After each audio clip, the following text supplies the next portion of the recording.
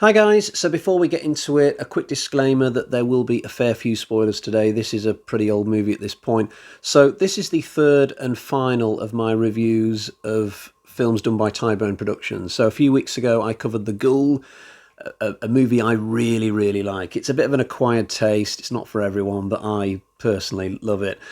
And then I covered Legend of the Werewolf, which is sort of alright, it's watchable, and then we arrive at this one, which is definitely the weakest of the three for me.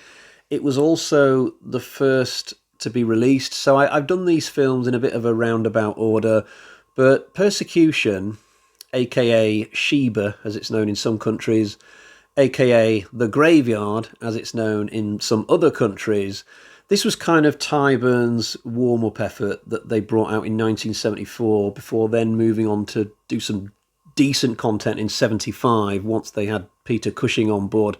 Of the three, I thought this was going to be the one that would feel the least like Hammer, just from looking at the blurb, but actually it kind of feels just as much like Hammer as the other ones. So this is like a combination of Shadow of the Cat and take your pick from several other black and white Hammer thrillers from the 60s that feature men and women living in great opulence and yet somehow cocking their lives up anyway. So to give you an idea of the plot for this, we've got this young boy called David who is abused by his mother, but in a subtle way. She basically just pays him no attention. She gives all her love to the cat.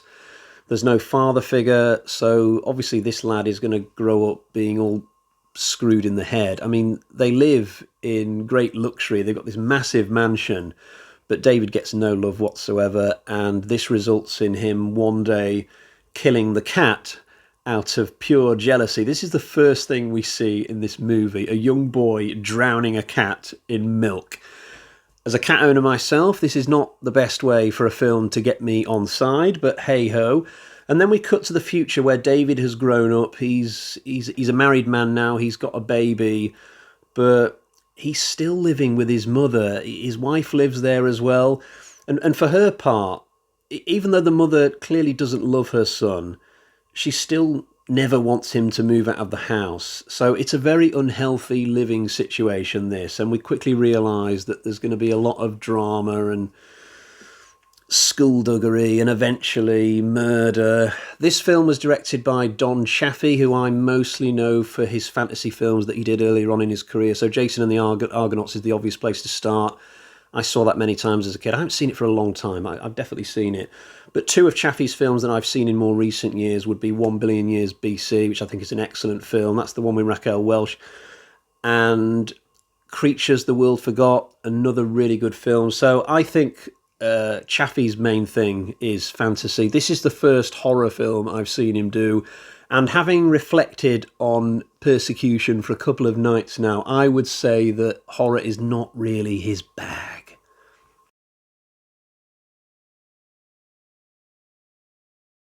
When it comes to talking about the ins and outs of this movie, I kind of feel like I should start at the end and work my way back somewhat, because the finale is what best sums up why I don't really like this. You've got this confrontation between David and Carrie, the mother, and I don't care who comes out on top because they are both extremely unlikable characters. Now, in the case of the mother, I think you're not meant to like her. She's the villain, pretty much. There's a long list of bad characteristics when it comes to Carrie. Not a single redeeming quality. Actually, there is one good thing about her. She's played by Lana Turner, who was a really famous actress back in the day. This was the first time I'd personally ever seen her act, and yet certainly I was aware of her former star power. If I look at her films that she did in like the 30s and the 40s, I still recognise like several of those movies, even if I've never seen them. Things like The Postman Always Rings Twice. Hopefully one day I will watch a good film with Lana Turner in it. The film asks you to buy that the reason this woman is the way that she is because when she was in her 20s, she was pushed down the stairs and it's left her with a limp. But it's kind of like, so what? You know, it's not like somebody drugged this woman and forced her to cut her face up like Mason Verger in Hannibal. If that had happened, I might be able to forgive the fact that she's all bitter and twisted, but all she's got is a limp. You know, if I had that same limp, I don't think it would affect my life at all. I don't really run an awful lot. I don't think it would make me feel any less attractive. It wouldn't bother me if a woman had a limp, if I was single and on the dating scene. So I kind of feel like with this Carrie woman, just get on with your life, get out there, you know. Now, when it comes to David, he's meant to be the hero of the film. You're meant to have sympathy for him because of how he was brought up. I can forgive the cat killing, as much as it pains me to say it, because I guess all youngsters make big mistakes as they're growing up. But here's the thing, halfway through this film, the child dies. But instead of comforting his wife, who's played by Susan Farmer, someone who was in a couple of Hammer films, instead of doing that, David goes and sleeps with the maid and gets caught. And it's like, oh my God, you Kentucky Fried idiot. Why would you do that? Like, this has got nothing to do with the way that you were brought up. They are completely separate things. One thing wouldn't cause the other. So it's like, why on earth would you do something so stupid? I already had a little bit of a lack of respect for this character because of the way that he's never got himself and his new family their own apartment, even if it's just a cheap and tacky one. But this was the final straw with me, the pointless cheating, and at such an inappropriate moment as well. So when you get to the end of this film, and it's clear that either David's going to kill Carrie or vice versa, I really did not care about which of those two outcomes occurred. I won't spoil it for you, but my preferred end probably would have just been that they killed each other.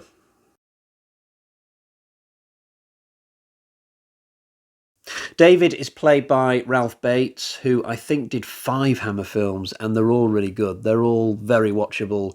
But in this, it just seems to me like he's a bit bored. He's just trying to get through this experience as best he can, pick up his paycheck. Incidentally, if you're feeling somewhat brave, try taking a shot of something strong every time David says the word mother in this movie. I guarantee that by the final act, you will be seeing 3 different cats on the screen in front of you. Some of the lesser characters are better than the main ones. So I really liked David's wife for as long as she lasted. And Monique is a good character. She's the maid who seduces David. She clearly enjoys being a seductress, somebody who's a little bit naughty, but at the same time, you can tell that she's doubting her life choices. So I found her to be very interestingly written, and also the secret father of David, who works for the ministry, or he's a politician, perhaps. He's in a really good scene early on where he's having a long chat with Carrie, and I really enjoyed the dialogue there. And it's just a shame that he doesn't then come back into the movie more later on. There's lots of good characters in this movie, to be fair. It's just a shame that none of them are the principal ones. Sadly, though, I've got to finish with another couple of criticisms. So firstly, there are too many flashbacks in this film.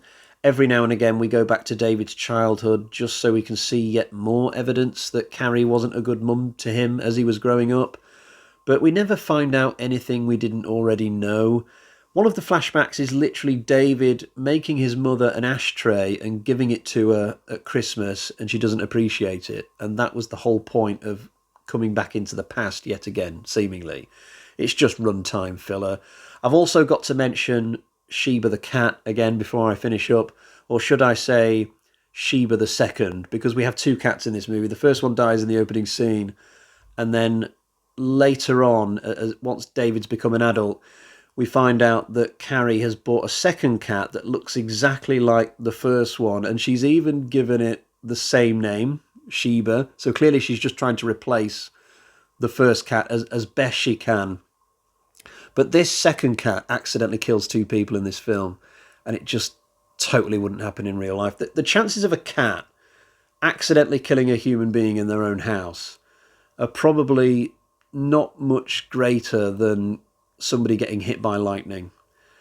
And yet we see it happen twice in the same movie. It's just absolute bunkum. It's completely ridiculous. So yeah, that is not a great aspect of the movie either.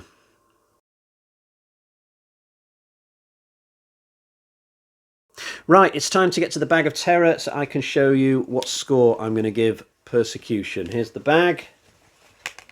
Let's see what we've got.